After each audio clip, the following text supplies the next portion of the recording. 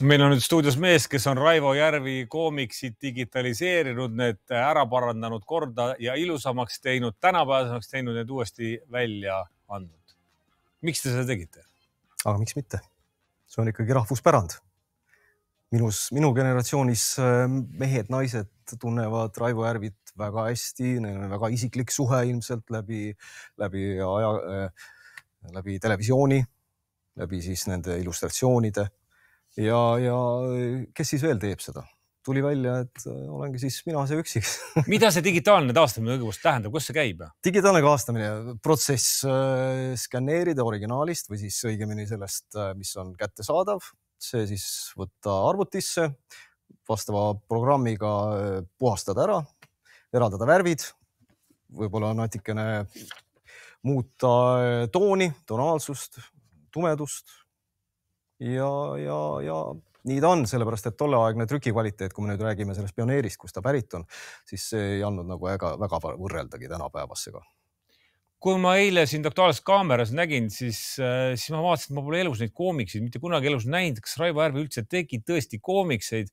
Ja kui ma praegu sinu kaasa võetud seda vana pioneeri vaatasin, siis mul tuli meelde, tõepoolest selline asi oli, et sellega seoses mul ei meenunud, et kuidas sulle need üldse nagu kätte hakkasid? No mina olen muidugi sinust noorem, mina sain aastaid hiljem, kuskil 87. aastal, mul telliti nad koju, paljudel tegelikult. See tiraaž oli meeletu 39 näiteks konkreetselt sellel eksemplaalil.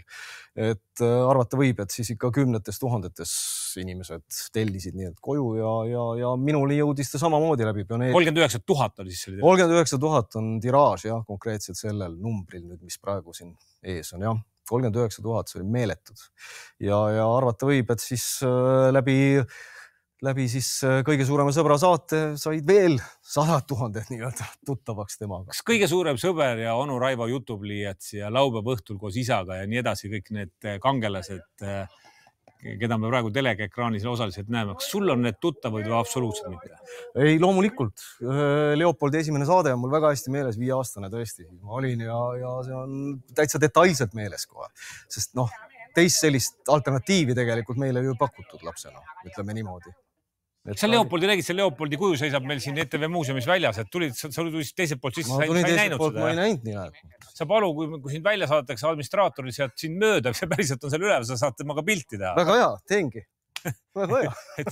Ta on seal täiesti nagu üle. Mis need koomiksi, kuidas sa nüüd seda kõike hindad?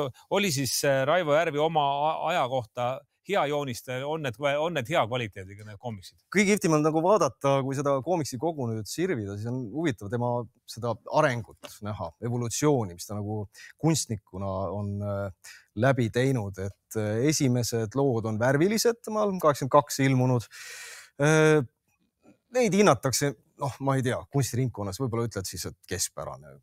Muidugi, loomulikult on teda siin kergelt ära tunda, aga teine osa, mis on mustvalge, kui sa nüüd keerad seal mõned leheküljed edasi, mis tuli põhimõtteliselt aasta hiljem, seal on juba tema enda käekirja näha, et sa põhimõtteliselt ei peagi teadma, kes selle autor on, et sa juba vaatad seda pilti ja tunned ära. Millest see tulipoiss, mis asi võitlus tulevad, millest need jutustavad? Ma saan et Raivo Järvi ise seda lugu ei olnud välja mõelnud, see loo välja mõtle või keegi teine? Võitlus tulepärast on tegelikult Rosni vanema loo põhjal prantsuse kirjanik teinudki Jürgi inimestest ja siis on see nii-öelda eestindatud, on selle jaoks siis eraldi autor, kes oli tõlk siis, tema siis tõlkis selle loo Raivo Järvile, et ta siis joonistaks selle põhjal, see oli veel enne seda, kui raamat ilmus 88, eks ju. Ja tulipoisist on siis täiesti omalooming, Mati Vaismaa kirjutas selle teksti valmis ja ilma, et nad oleksid omavahel kokku saanud, siis ilmselt kirja teel suhtlesid ja see lugu sündis siis. Ma saan aru, kas see on nüüd kõik, ega seda väga palju nüüd seda kraami ausalt öeldes siin ei olegi. Kas see on nüüd kogu Raivo Järvi koomiksi loomik, mis siin raamat? See on nõukogudeaegne koomiksi looming, mis on Raivo Järvil, sest 90ndate keskpaigas ta tegi Postimees Ekspressis, oli tal Kass Arturi seiklused, selline koomiks, aga see oli juba lastele. See on nüüd tegelikult võiks öelda pioneerid, vanuses kuskil 10+ ja natuke allapoole, eks ju, selles vanuses. See hilisem Kass Artur oli muidugi 5, 6 niisugused algaja. Aga jah, see on nüüd selline, ilmselt see on praegu meie jaoks. Sinu-minu jaoks. Me vaatame seda nagu heldimusega. Kuidas sa, kas keegi ostab seda ka ja keegi huvitub sellest ka tänapäeval, et saad sa kulud tagasi, kui see raamat nüüd ilmunud on? Absoluutselt. Huvi on korralik, nii et soovitan tegelikult kiirustada. Võib-olla ma söön oma sõnu, aga praegu on küll väga hästi algus läinud läbi nii-öelda.